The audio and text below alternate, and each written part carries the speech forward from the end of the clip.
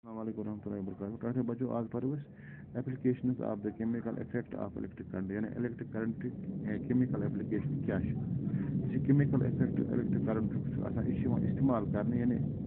application electric current chemical application इस्तेमाल करना factory में industry में मुख्तलिफ चीज़ों मुख्तलिफ purposes को गवर्नमेंट कोई सारे में इवन very important इसी chemical effect of electric current electroplating of metal What's electroplating of metals? Electroplating of metals मतलब गो ये इस कुछ मतलब metals पे बिकी metals वही तह खालान शे तह इसमें ना ये electroplating इसी electroplating शे अमिक object अमिक purpose क्या शे बेवन मत actually what's electroplating? Electroplating means depositing a thin layer of desired metal over a metal object is called electroplating, but this is done with the help of electric current. That's why it's called as electroplating. Otherwise, the word plating was sufficient, but since we use the electric current in this particular process, that's why we say electroplating. So electroplating is simply depositing a thin layer of desired metal over a metal object with the help of electric current. This is called as electroplating. So why this electroplating is done? It is done for certain specific purposes. For example, अगर ऐसा कहीं चीज़ का metal आज बनाऊँ वारिया खूबसूरत है यानी attractiveness खतर इस करां कुछ electroplating. दोयम अगर ऐसा कहीं चीज़ बनाना ऐसा rusting मतलब वो खाए लगने निश तिच करां ऐसी electroplating यानी ऐसी कोई मेटल पर खाला big metal ता सु तैयार पर खाई आस लगा कि अगर अस कह चीज बनाना खूबसूरत तम खुद खालान बिग मेटल मसला बह वन तुम मिसाल सान बाथरूम नलक सान बाथरूम नल तुम वाया चमकान तुम पता क्या अमन पे खाल क्रोमियम मेटल यह बड़ खूबसूरत मेटल अमिस तह खालान नचन क्या अत वन क्रोमियम प्लेटिंग या कुछ सात खालान कुछ मेटलस पे सिल्वर तह पे वन क्या silver plating or people is tram metal we call it copper plating sometimes even we कुछ खलान कुछ मेटल पे मतलब सुन we call it copper plating मगर यम तमाम plating गसान तेल electric current मत electric current pass करो वो सारी electroplating वन तवे तिकाज अत मज इस्तेमाल कर electric current कम खतर to deposit a thin layer of metal over a metal object. That's why it's called as electroplating. Okay,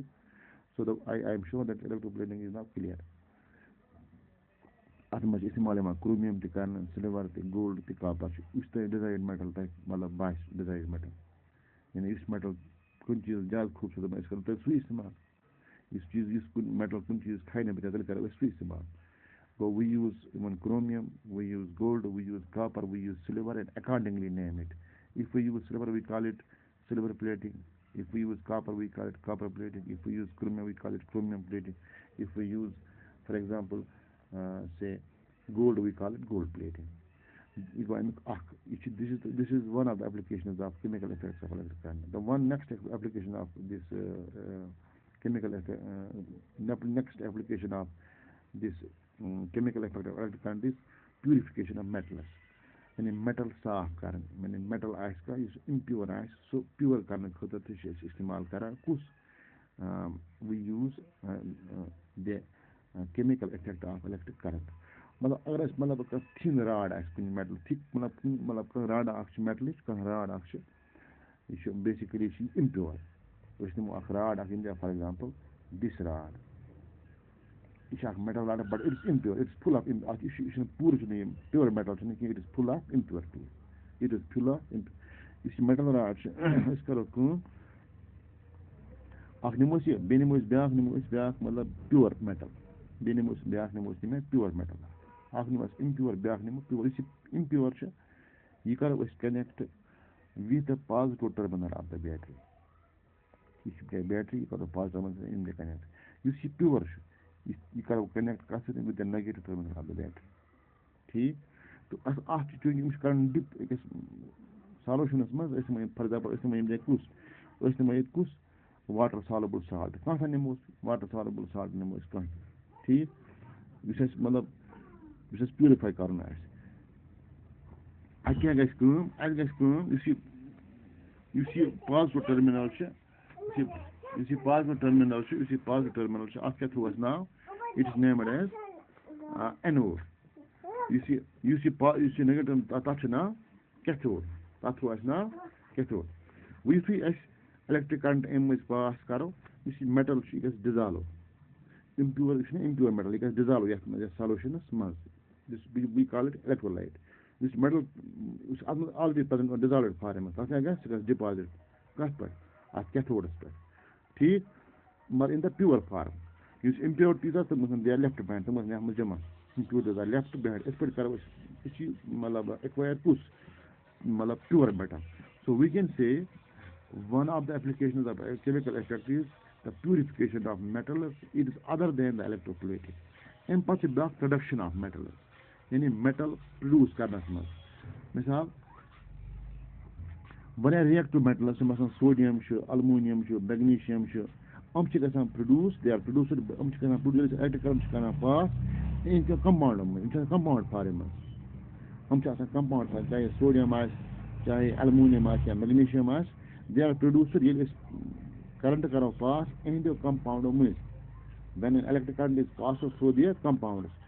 and their compounds are in molten state okay یعنی أسۍ آسان sodium metal چھُ it is produced by the electrolysis of molten sodium ییٚلہِ أسۍ molten sodium chloride کیٛاہ کرو electrolysis I don't need to explain to you what electrolysis is all about because I told you about this particular principle yesterday you see aluminum metal it is produced by electrolysis of molten aluminum oxide okay but in all the cases this metal produced چھِ گژھان مطلب کَمہِ سایڈٕ مطلب cathode سایڈٕ یُس metal چھُ produce گژھان کَمہِ سایڈٕ ہمیشہِ کَمہِ سایڈٕ کیتھوڈ سایڈٕ یعنی نَگیٹِو ٹٔرمِنَل آف دَ بیٹری تَمہِ سایڈٕ تِکیٛازِ یُس یہِ پازٹِولی چارجٕڈ اَیان چھِ آسان میٹلَس منٛز تِم چھِ آسان they are in the Moulton state okay they are in تِم چھِ آسان کَتھ منٛز they are the Moulton compound یِمَن چھِ کران اَٹریکٹ کُس نَگیٹِولی چارجٕڈ اَیان نَگیٹِولی چارجٕڈ مطلب اِلیکٹروڈٕس تِکیٛازِ یِم زَن پازٹِو چھِ آسان تِمَن چھِ کران اَٹریکٹ کٕم نَگیٹِولی چارجٕڈ ٹٔرمِنَل آف دَ بیٹری یعنی کٲشِر پٲٹھۍ اینوڈ اَمہِ علاوٕ لگان چھِ اَسہِ یہِ کیمِکل اَمِکۍ بیٚیہِ چھِ لگان کَتھ منٛز اَسہِ ضوٚرتھ یہِ مطلب اَمِچ بیٛاکھ ایپلِکیشن چھِ پرٛوڈَکشن آف کَمپاوُنٛڈٕس یعنی کَمپاوُنٛڈ اَمہِ سۭتۍ گژھان پرٛوڈیوٗس کیٛاہ مطلب گوٚو یُس یہِ الیکٹرولِسِس یا یہِ چھِ یِوان اِستعمال کرنہٕ کَتھ منٛز پرٛوڈَکشن آف واریاہ کیمِکل کَمپاوُنٛڈٕس چھِ مثلاً سوڈِیم ہایڈرٛاکسایڈ چھُ یہِ چھِ گژھان produce by the electrolysis by the electrolysis of water solution یعنی کہِ ایکوس سالوشن یعنی واٹر سالوشن یا آف سوڈِیم کلورایڈ یعنی سوڈِیم کلورایڈ آسہِ نا مطلب نوٗن آسہِ آبس منٛز تہٕ أسۍ ہٮ۪کو